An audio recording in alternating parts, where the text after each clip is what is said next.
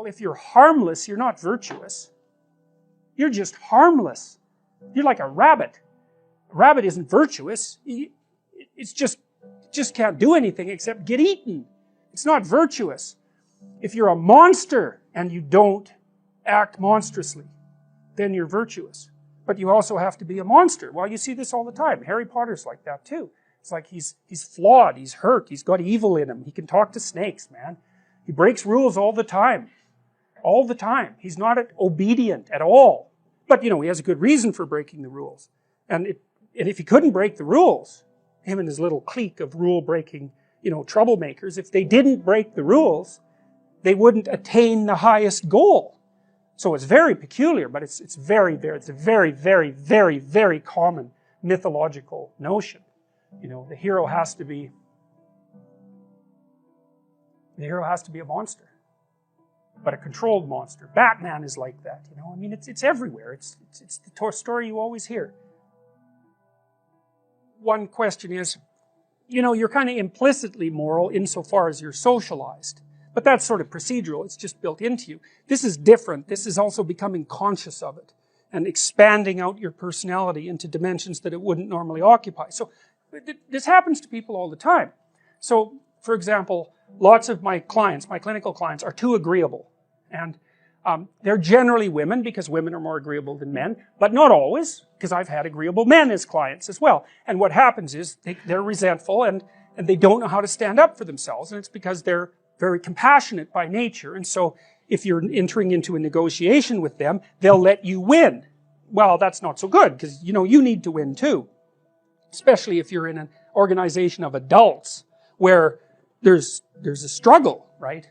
When you have kids, you can let them win, especially infants. You have to let them win, and that's partly why compassion is so necessary. But as a basis for negotiation between adults, it's like, sorry, it's insufficient. You have to be a bit of a monster so that you can say no. And so a lot of what you do in psychotherapy is treat people's anxiety and depression. That's a huge chunk of it. Help them straighten out the way they think. That's a huge chunk of it. But another chunk of it is, well, let's toughen you up. Let's put you in a position where you can bargain. Let's teach you how to assert yourself and stand up for yourself. And that's assertiveness training. And it's a huge chunk of psychotherapy. And you need to learn it. It's like, because part of how you regulate your interactions with other people is to negotiate. And you cannot negotiate unless you can say no. You can't do it. And it causes conflict to say no, and if you don't like conflict, which is basically the definition of being agreeable, then you can't tolerate the conflict, and so then you can't negotiate on your own behalf, and so then you keep losing, and you're bullied, and it's not good. Then you get resentful, and it's really not good. So you have to develop your inner monster a little bit. And then that makes you a better person, not a worse person. It isn't so straightforward to determine what our place is in the world. And the thing that really got me with regards to that wasn't the good that we could do, but the harm that we can do. Because you can debate about the good we can do, but you cannot debate about the harm we can do. That's done. We know, if we want to know. And I think my experience was, when I took that seriously, which meant understanding how that was about me, about... There's a city, and the city is full of people who are sinful. What does that mean? Well, to sin is an archery term. It means to miss the mark. So these are people who aren't oriented properly. And so the city is in a chaotic state. And God tells Jonah that he's going to go to that city and tell them just exactly what's up with them. And Jonah thinks, no, I'm not going to do that. And why? Well, that doesn't require much explanation. It's like, how popular are you going to be if you go to a city full of chaotic people and tell them why they're stupid and wrong? Jonah thinks, no, I'm not going to do that. I don't care if God's telling me to do it. So his conscience is telling him to do it, or his destiny is telling him to do it, or his orientation with higher morality is telling him to do it. You can read it any way you want. And so he thinks, no, I'm hopping on this boat and I'm getting as far away from that city as I possibly can. And so he does that, and then the storm comes up because God thinks, no, you're not getting away. If I told you to do something, you're not getting away from it. A storm comes up. Well, what does that mean? Well, it's easy. betray your destiny and see how long it takes you to be drowning in a storm. It'll happen immediately, and of course it will, because what's calling you to be your best is exactly the thing that's pushing you forward to manifest yourself most fully in the world. It's what you need. You run away from that, the boat's going to start to rock very, very quickly. Well, you all know that. You know that perfectly well. It's hell, all you have to do is not study for an exam that you know that's coming up to see everything the storm waters start to rise and everything start to rock. It's pretty bloody obvious. So anyways, he's on this boat and there's a storm, and all of the people on the boat who can't quite discriminate chaos from weather because they haven't differentiated the world to that degree think, oh, the boat wouldn't be about to be swamped if some of us hadn't done something stupid and wrong.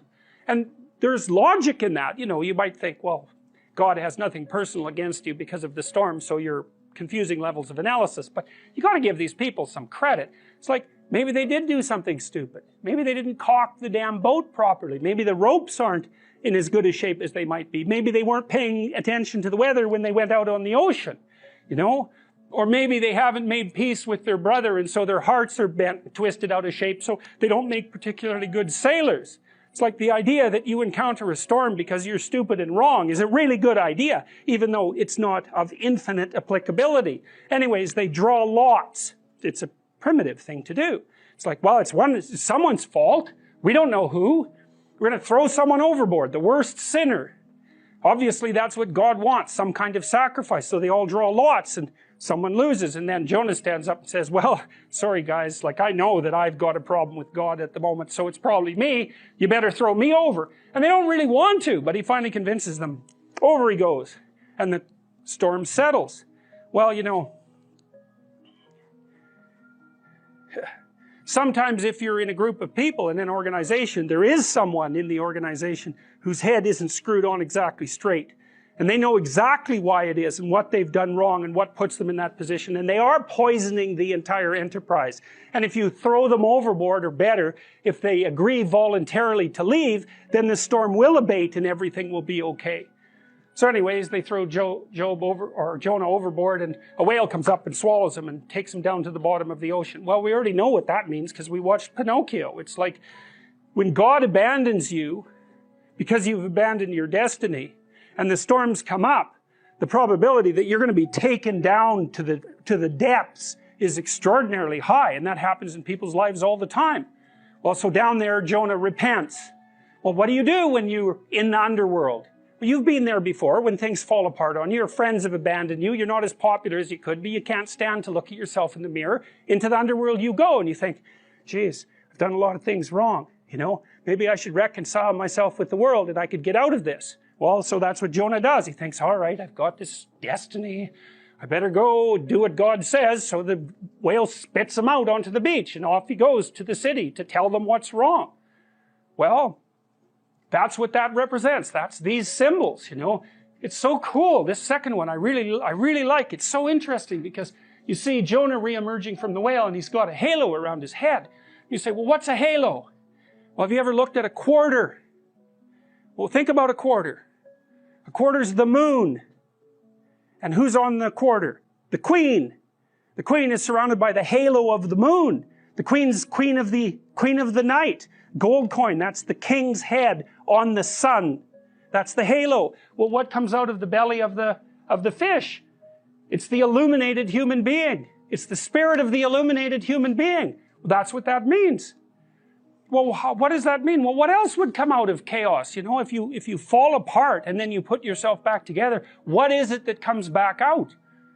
Well, at least you're in better shape than you were before, you know, and then maybe you do that 20 times in your life, or 50 times, and you do it voluntarily. Every time you do it, you're more like the thing with the halo, and less like the thing that's, you know, being thrown overboard by your friends.